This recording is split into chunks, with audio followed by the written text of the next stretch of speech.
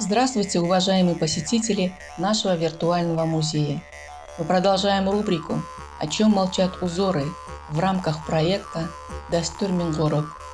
Речь пойдет об орнаментированных изделиях из войлока, в частности, о настенных и постилочных коврах сырмаков. Декоративно-прикладное искусство казахов, и в частности ковроткачество, один из его видов, является выражением духовной, культурно-исторической константы народа. Ковроткачество, как известно, имеет несколько параметров. Это национальный уровень, выделяющий своеобразие черты региона страны, ментальность, несущая в себе те или иные духовные, мировоззренческие и религиозные установки. Наконец, уровень, отображающий тот фундаментальный пласт культуры, который лежит в основе генетического кода, формировавшийся еще в глубокой древности. Производство войлока – это сложный процесс, требующий определенных навыков. Он состоит из нескольких этапов: заготовка шерсти, раскладка ее на циновки, впрыскивание горячей воды, утрамбовка, получение готового войлока.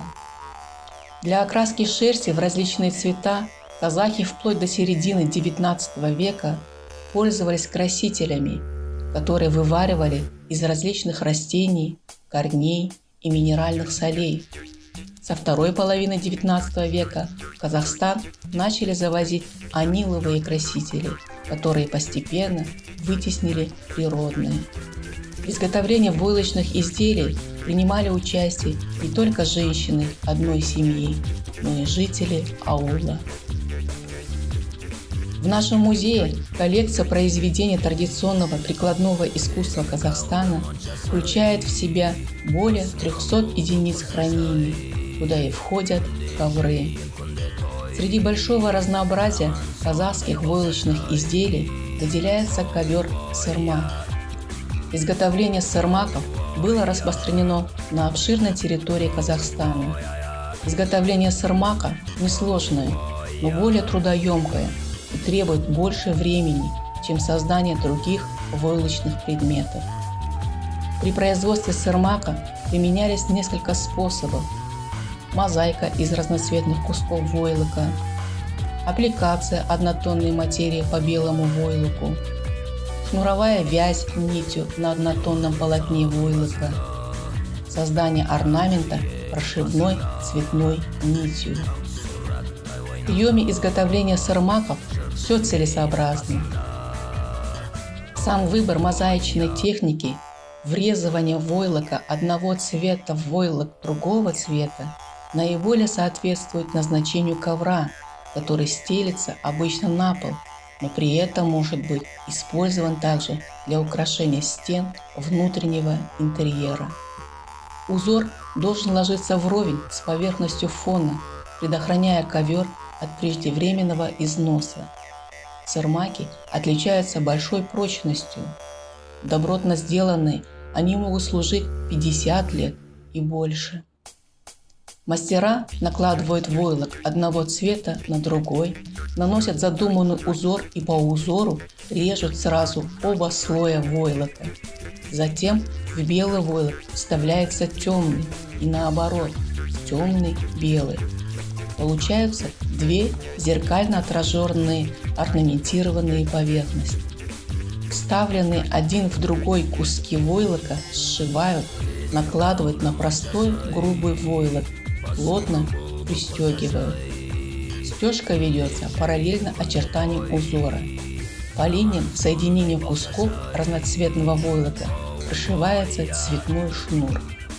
В целом сырмаки отличаются сдержанным, спокойным колоритом.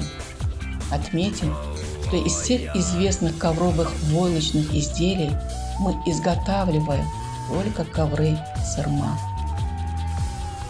Но также бывают сырмаки, где колористика состоит из невероятно жизнерадостной и красно-красочной гаммы, которая основана на контрастных сочетаниях.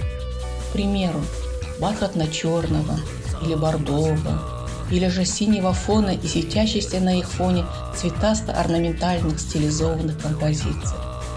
Этот жизнерадостный спектр отсылает нас к весеннему разнотравью цветущей степи, в цветовой символике которого красный олицетворяет огонь, энергию солнца, любовь, синий – небо, белый – истину, желтый – мудрость, нравственность, печаль, зеленый – молодость и весну. В отличие от текеметов, в орнаменте которых преобладали зооморфные узоры, сырмаки нередко украшались растительными узорами, переходными от зооморфных к растительным. Сырмак имел центральное поле и узорную рамку, замыкающую его. Орнамент сырмаков с узорной аппликацией во многом повторяет рисунок мозаичных ковров, но наряду с этим широко распространена разбивка центрального поля на ромбическую сетку с вписанным в каждую ячейку узором космюз.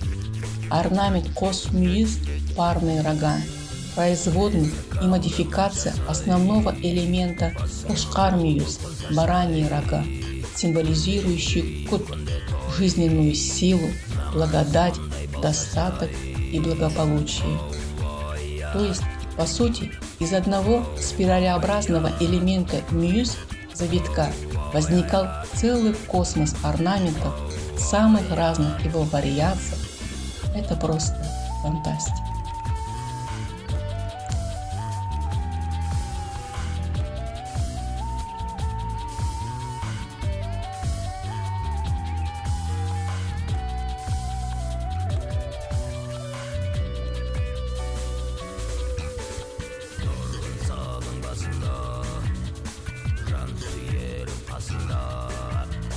Ақ сураттай ойнақта жүрші менің қасымда.